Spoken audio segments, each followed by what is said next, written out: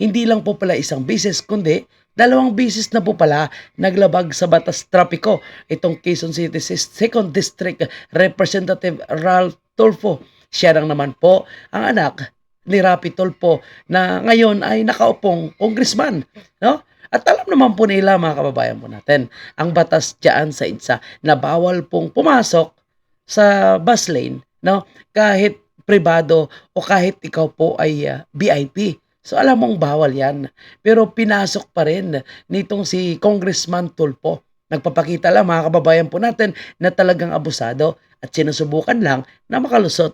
Ipalagay ko dito, mga kababayan po natin, yung humarang sa kanya ay posibleng gusto sanang suhulan.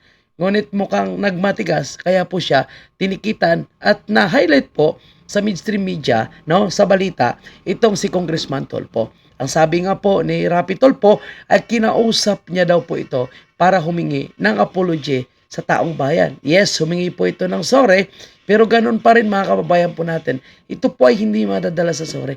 Ito po ay talagang nagpapakita na ang mga Tulfo ay abusado. At ang ginagamit nila na pobre, yan po is pobre card lang para sabihin na sila po ay mga Pilipino.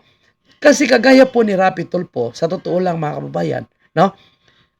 Ano lang ito no? Salita lang. Kasi si Rapi Tulfo, wala rin ngayong paninindigan Tingnan mo, talamak na korupsyon, no? Yung mga issue sa Maharlika Investment Fund, never na nagsasalita si Rapi Tulfo. Sa issue po ng PhilHealth, na kapag mahirap po yung pinag-uusapan, laging sinasabi ni Rapi Tulfo, sila po ay kakampi ng inaapi. Pero yung mga inaapi po, na zero subsidy, yung PhilHealth, hindi si Rapi Tulfo nagsalita. Sa issue po, no, nang dinagdagan po yung contribution ng SSS, si Rapi Tulfo hindi nagsalita. Sa walang flood control na hindi makikita, si Rapi Tulfo hindi nagsalita. Sa talamak na krimen, droge sa ating bansa, si Rapi Tulfo hindi nagsalita. At ang pinaka-inaantay natin lahat, yung sa PCSO, na napakarami pong nananalo. Every week, 3 times yung nananalo. Na noon ay gustong imbestigahan ni Tulfo. Pero hindi niya po sinabi kung legit yung mga nanalo o hindi. Dahil mabilisan lang, itinigil agad ni Tulfo ang investigation sa PCSO. So anong nangyari doon? Kaya hinala po ng taong bayan, posibleng nabayaran, posibleng nasuhulan, di umano, itong si Rapi Tulfo. Kaya nakita natin ngayon, mga kababayan, no, na hindi na dapat makaupo pa yung mga Tulfo sa pwesto. Abusado. Nandiyan ang kanyang kapatid, no, na si Erich or Erwin Tulfo, no, na gumamit po ng ibang pangalan sa Amerika.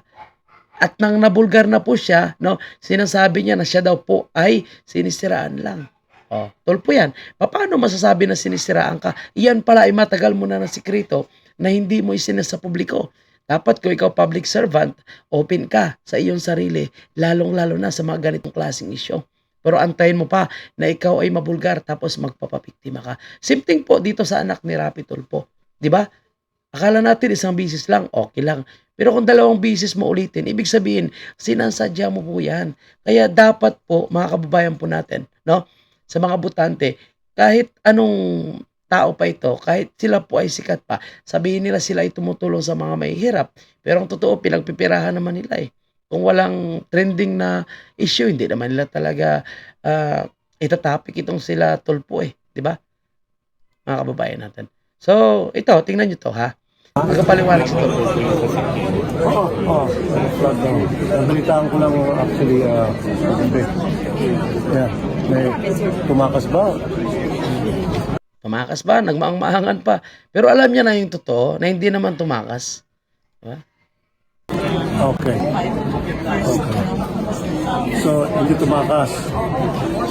Alam mo naman, kinausap mo na nga, magkukunwari ka pa, no? Tanungin niya pa yung media, tumakas ba? Ano, nahuli ba? Nagkausap na sila ng anak niya Putang ina niya. Hindi, tumakas, hindi. Pag hindi tumakas, wala akong nakita problema. Pag hindi siya ng abuso, pero alam niya na yan, mga kababayan, no? Kunwari, hindi niya alam. hindi nagmura, wala akong nakita problema. At naka-8 bang plaka niya, hindi. Pero nakausap niya na yung anak niya. Pero tanongin niya pa ang mainstream media. Pero yung gumamit, sir, dumaan siya ng spare tayo na parang 5%. Well, in-admit naman niya, hindi naman siya sinungaling at nag-apologize siya. So, ako nagitang problema doon. As long as hindi siya tumakas, hindi siya gumamit ng plakang 8, which karapatan niya gumamit, pero hindi siya gumamit, just shows na hindi siya abusado. Kaya lang, it so happened na nagamit niya yun at it's seen in the driver. Magkakalam ko ata, nagmamadali siya. Yung driver niya ata ang pumasok doon sa cluster. At pinagalitan ko siya. Pinagsabihan ko, pinagalitan ko. Yung anak niya, sir, ang Pinagalitan ko, nag-sorry sa akin. At So, yan po mga kababayan po natin, nagtatanong pa siya, tumakas ba? No, gumamit ba ng plakang 8, which is karapatan niya po yan. Pero, bakit ito patatanungin yung media? Na alam mo naman, so, kausap niya yung anak niya, pinagsabihan niya, pinagalitan niya. Pero alam mo, Rapi Tulfo, no? Sa totoo lang, mga kababayan natin, sila actually yung nag-expose sa kanilang sarili. Diba? Sabi nga ng ating mga kababayan, yung mga nagko-comment sa comment section, okay pa itong mga Tulfo nung hindi pa sila nasa, nasa gobyerno, no? Pero nung nakaupo na po sila, naiba na po yung kanilang estilo. Kaya si Rapi Tulfo, no? Mahirap pala ito lapitan. Dahil ang isang vlogger mismo na biktima ng scam, lumapit sa kanyang programa, hindi in-entertain dahil hindi daw po sila nag-i-entertain ng ganyang issue. Lumapit siya po sa Senado. Ganon din ang nangyari, mga kababayan po natin. Hindi rin po siya nabigyan ng pagkakataon na makausap si Rapi Tulfo. So napakahirap nila actually lapitan. Kaya ang akala, madali lang lapitan ng Rapi Tulfo. Yun pala kapag trending kabit-kabit, madali lang lapitan. So dito mo talaga makikilala ngayon na nakikita po natin na sila mismo ay nag-aabuso. Pero itong si Rapi Tulfo, madalas ito maninita, no? Pinagmumura niya pa nga po yung ibang mga netizen, no? Yung ibang mga naglalabag sa batas trapiko. No? Pinapatawag niya, pinapagalitan niya. Pero ngayon tingnan mo, anak niya mismo. Nakakababayan po natin, no? Yung naglalabag pala. At kagaya dito sa report ng ABS-CBN, hindi lang pala isang beses, kundi 2 time na pala ito na naglabag sa batas trapiko diyan sa EDSA Busway. So, ibig sabihin ginagawa niya na pala ito. Dahil multa lang naman, no? Okay lang sa kanila dahil marami naman po silang pera at kaya nating bayaran. So, nakita natin na sinungaling, no? Mapagkunwari, no? Fraudulent itong mga Tulfo. So, bakit ngayon kailangan nyo pang magboto ng 2 Tulfo ulit? Sigurado, tumatakbo din ito. At naggawa din po sila ng isang panibagong party list. Itong Tulfo para sa turismo. Yung bagong party list din yan. Mayroon din sila AXIS. Mga kababayan, kayo na po bahala. Magusga, no? Kita nyo po.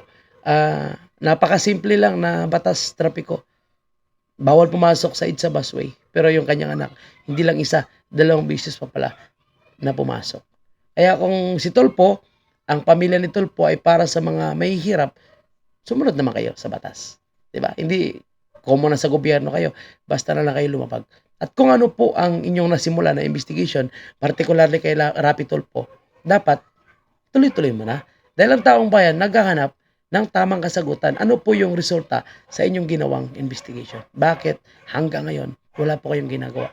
Ang Rapi Tulfo, magsalita ka naman sa usapin po ng corruption, particularly po sa budget ngayong 2025. Thank you and God bless mga kababayan.